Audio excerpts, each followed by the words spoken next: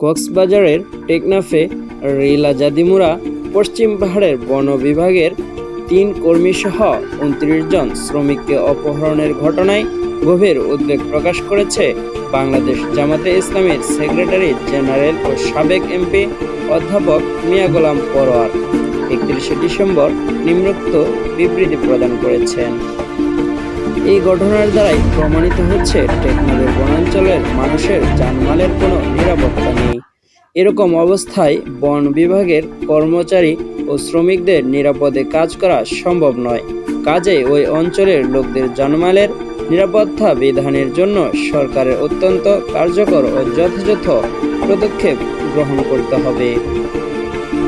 এদিকে অপহৃত ১৯ জন উদ্ধার না হতেই ফের টেকনাফের হোয়াইকং থেকে পাহাড়ছাড়া শামলাপুর বাজারে যাওয়ার পথে আরও ৭ জন অপহরণের শিকার হয়েছেন।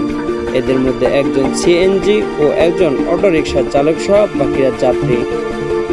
কক্সবাজারের টেকনাফের রিলাজাদিমোড়া পাহাড়ের বন থেকে অপহরণকৃত ১৯ জন এবং হোয়াইকং থেকে ৭ জন মোট ২৬ জন অপহরণকৃত জন উদ্ধারের জন্য দ্রুত কার্যকর পদক্ষেপ গ্রহণ করার জন্য আমি সরকারের সংশ্লিষ্ট কর্তৃপক্ষের নিকট জোর দাবি জানাচ্ছি।